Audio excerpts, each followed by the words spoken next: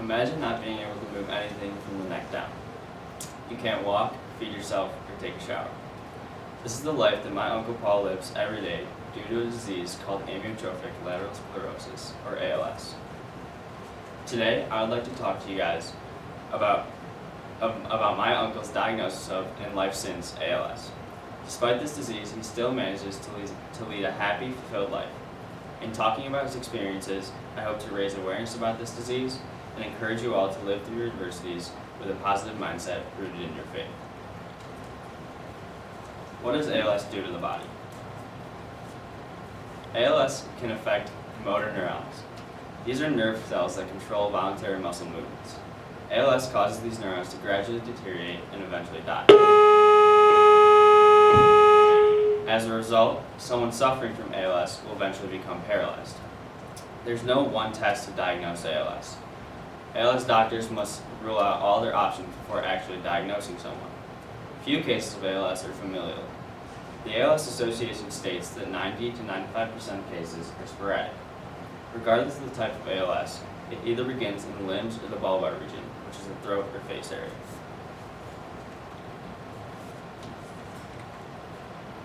Paul began experiencing symptoms in his arms in December of 2009. Some of these symptoms resulted in him not being able to carry things or shoot the puck while he was coaching hockey. After years of testing, he was officially diagnosed in 2012. As his disease progressed, Paul started to lose the ability to do different things in everyday life. The full loss of his arms prohibited him from doing things like feeding himself and driving. The disease then progressed to his legs, which put him permanently in a wheelchair. Today, he is completely immobile from the shoulders down and requires breathing assistance. Through each new stage of his life, Paul learned to accept his new limitations and strive to live the best life he could. Ever since he was diagnosed, Paul and my Aunt Maureen made a commitment to make their lives as normal as possible. So in everyday life, when things don't go your way, you need to make an effort to persevere and fight through your adversities. It's so easy to get caught up in small things or stressful days, but it's important to appreciate all of your blessings and the people around you. Paul feels lucky because his disease has been very slow progressing. Most people diagnosed with ALS die after 3 or 4 years. He's blessed to have so much support from family and community. He knows that everyone has their own problems, and it's just a matter of how you deal with them. Paul told me it's really important to always have someone to talk to.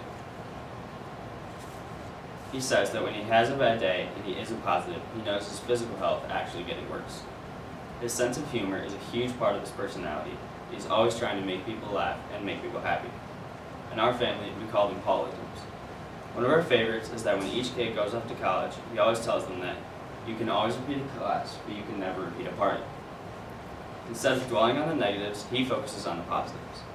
His favorite motto, which hangs on different signs around the APAP's house, it's always a good day for a good day. In their commitment to keeping their lives as normal as possible, Paul and my Aunt Maureen encouraged my cousins Tommy, Teddy, and Ellie to pursue their passions. The kids contemplated actually staying home or going to college somewhere very close so they could help out. But he was adamant that they should not let his disease dictate their lives any more than it has already. He told me that if it wasn't for my Aunt Maureen and her constant love and support, he would never have lived this long. Paul said that if the people around him feel okay and loved, it helps him stay positive. So he's genuinely interested in other people's lives. He always asks me how school is going or what happened in my latest lacrosse game, and wants people to know that he really cares about them, and that he can help them as much as they help him. If you communicate positively and with good intentions, it benefits your mental and physical health. Humor can be an important way to improve attitude and overcome negative thoughts. Paul always had a strong faith as a kid. On road trips as a kid, his family would say the rosary in the car. He still says the rosary with his family, and it's a good way for them to bond and have hope. He also has his own personal faith in God. He always says to not be afraid to ask for what you need in prayer. Although he has difficult days, he still trusts God and hopes that he will take care of him.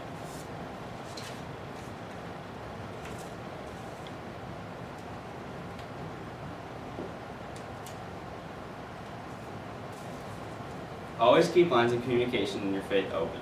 Don't be afraid to talk to God or tell him you need something. or pray for yourself or someone else. Everyone has difficult days, but you must trust God to take care of you. Paul always tries to eat dinner as a family whenever he can. He does his best to make it to family events or parties when he feels up to it. He coached hockey as long as possible. When he had to give that up, he made sure he was present at all of his kids' sport games and school events. One of his favorite things to do is go to his son Tommy's hockey games. He continues to work as an attorney as much as he can. He even went to court for me last year when I got my first ticket. So I guess my main point for you today is to live your life like Paul and keep yourself busy with the things you love to do. Don't give up on what you love, even if you're struggling with something long term. Pay attention to what impacts your mental health.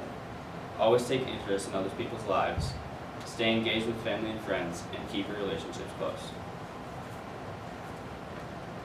When I met with Paul 2 weeks ago to talk to him about my project, the first thing he said to me is that ALS is not an incurable disease, it's an underfunded one. One big organization for ALS is ALS-TDI. ALS-TDI is a nonprofit organization that aims to develop effective therapeutics that slow or stop the progression of ALS. A huge fundraiser that generated lots of great press and donations for ALS was the Ice Bucket Challenge in the summer of 2014. Raising almost $115 million, the Ice Bucket Challenge not only brought awareness to this devastating disease, but more importantly, also spurred a huge increase in the research budget. Our whole family, even Paul, participated in the Ice Bucket Challenge.